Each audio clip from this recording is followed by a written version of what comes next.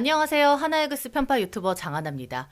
오늘은 하나이글스의 타자 파트에 대해서 얘기를 나눠보도록 하겠습니다. 오늘도 제 옆에는 기아 타이거즈 편파 유튜버 소데스 캐스터와 함께 하도록 하겠습니다. 네, 반갑습니다. 기아 타이거즈 편파 방송을 2015년부터 10년째 하고 있는 소데스 캐스터입니다.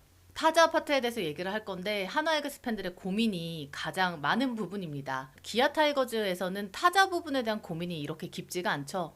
지난해 우승을 하기도 했거니와 사실 기아 타이거즈는 몇 년간 타격에 있어서는 장점을 좀 꾸준히 보여준 팀이어서 그 걱정은 기아 타이거즈 팬들은 그렇게 많이 하지는 않습니다.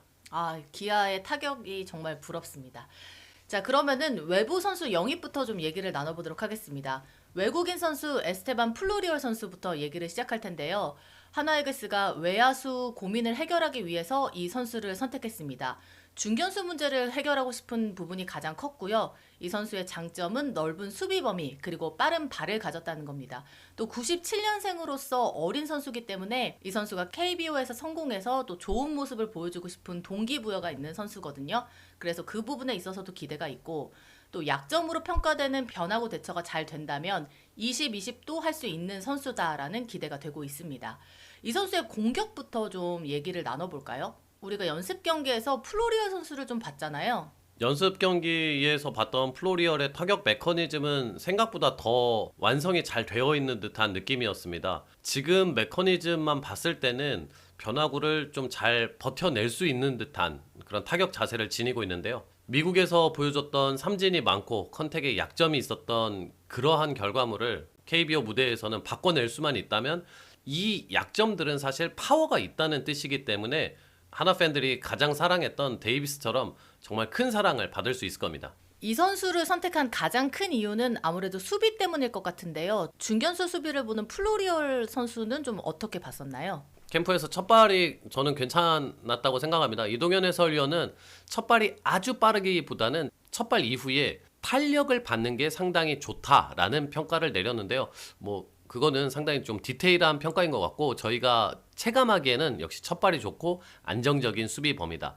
지난해 한화이글스에서 중견수로 가장 많은 수비 이닝을 보여준 선수는 장진혁 선수입니다. 플로리얼이 올해 중견수로 많은 이닝을 소화했을 때 보다 안정감 있는 외야 수비를 한화 팬들은 보실 수 있을 거라 저는 예상합니다. 자, 그 다음 선수로 넘어가 보죠. 심우준 선수를 FA로 영입했습니다. 심우준 선수는 내야 수비의 안정화를 위해서 영입을 했는데요. 심우준 선수의 공격보다는 수비 쪽에 더 초점을 준 영입이라고 볼 수가 있겠죠. 아무래도 심우준 선수가 커리어 내에서 보여준 타격 성적은 눈에 띄는 성적들은 없으니까요. 하지만 수비에서는 분명히 장점이 있는 선수라고 생각합니다.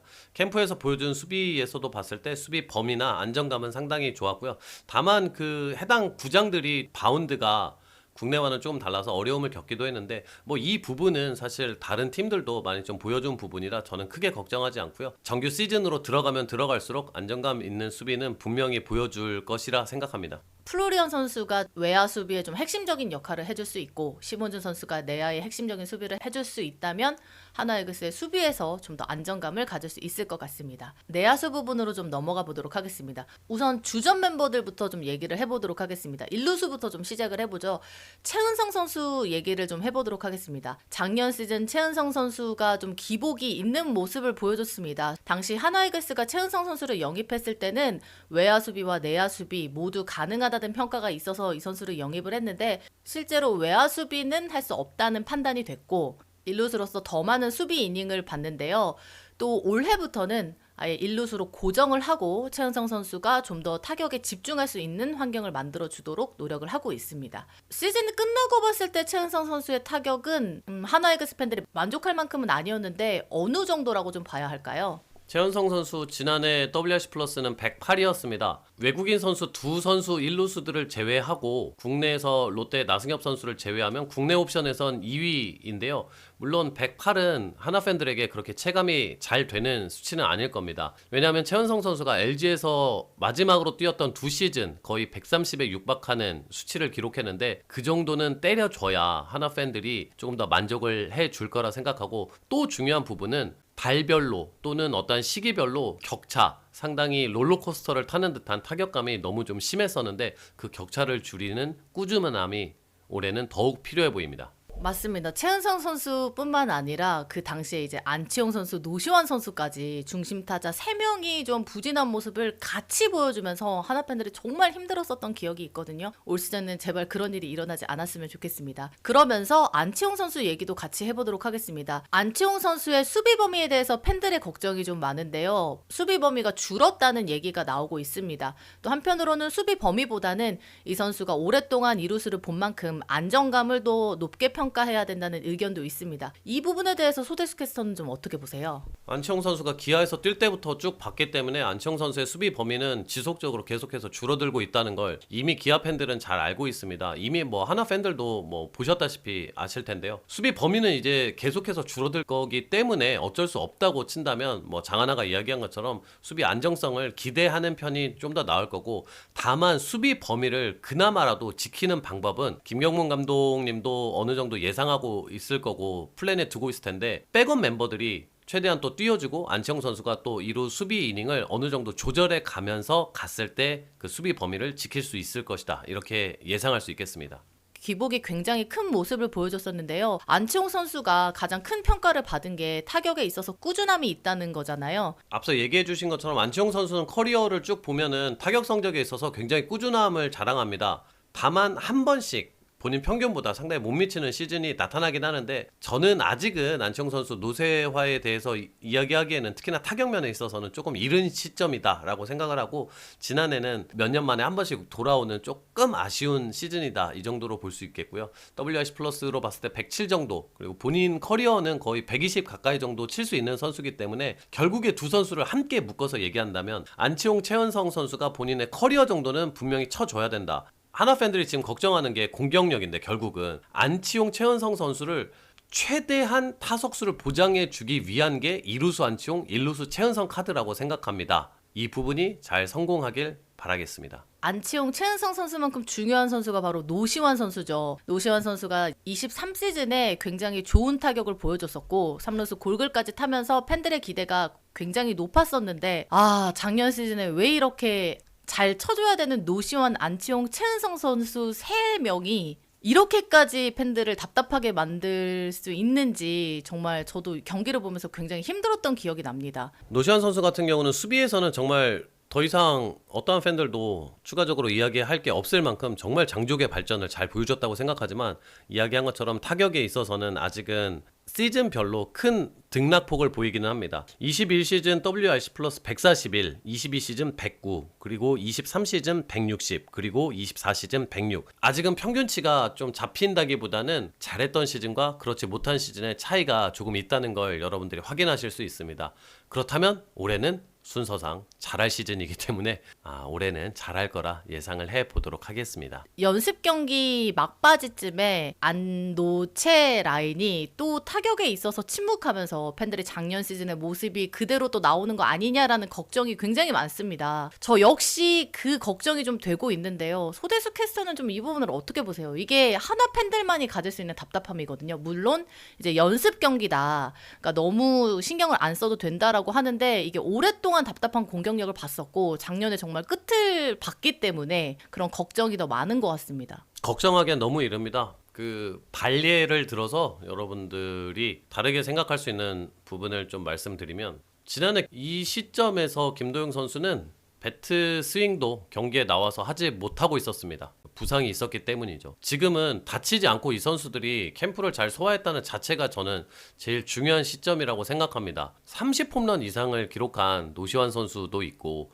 안치홍, 최은성 선수 커리어들이 있기 때문에 분명히 기대할 만하고 지금은 침착하게 봐야 될 때라고 봅니다. 유격수 심우준 선수에 대한 얘기는 앞서 했고, 그러면은 문현빈 선수로 좀 넘어가 보도록 하겠습니다. 투수 파트에서 권민규 선수가 나왔다면 타자 파트에서는 문현빈 선수를 주목하면 좋다는 스태프들의 평가가 있었는데요. 문현빈 선수는 확실히 타격에 있어서는 재능이 있는 것 같습니다.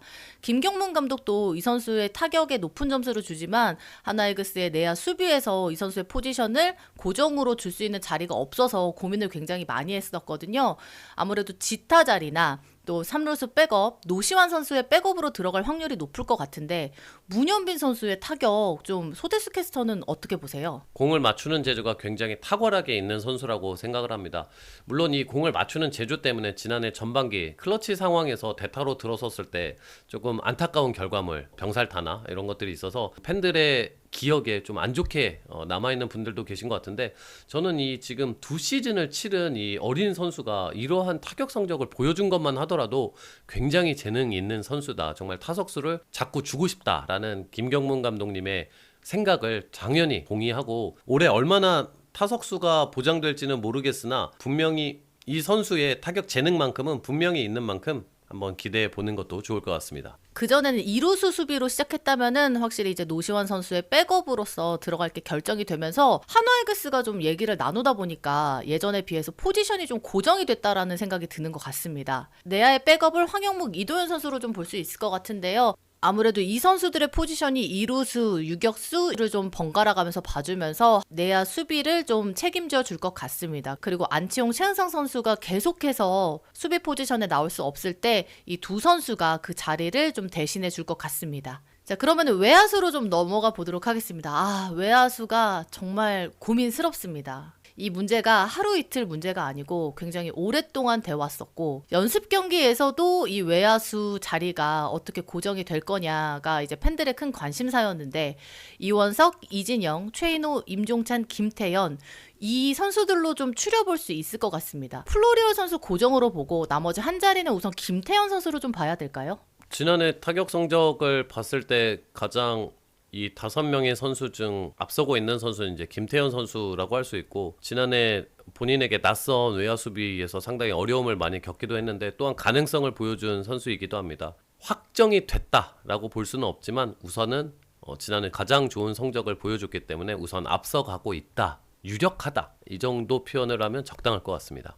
이원석 선수의 장점은 빠른 발을 가졌고, 이진영 선수는 그래도 한 시즌에 보여줬었던 퍼포먼스가 있고, 최인호 선수는 타격에서의 장점이 있고, 임종찬 선수 역시 작년에 시범 경기부터 좋은 모습을 보여줬었는데 그 시기가 되게 짧았거든요. 근데 올 시즌에서도 또 연습 경기에서 타격에 있어서는 장점을 보여주고 있는데 이 네 선수는 다 비슷비슷한 수비 실력을 가지고 있습니다. 좀 풀리지 않는 숙제 같아요. 어떻게 보고 계세요, 소데스 캐스터는? 아직까지 캠프 내에서의 모습을 봤을 때는 누군가가 먼저 앞서가고 있다라는 느낌까지는 받지 못했습니다. 많지 않은 시간 속에서 보여줘야만 하는 입장들입니다. 그러면 솔직하게 말했을 때 여기서 그나마 김태현 선수 제외하고 그래도 이 선수가 좀 더 가능성이 보였다, 연습 경기 안에서는.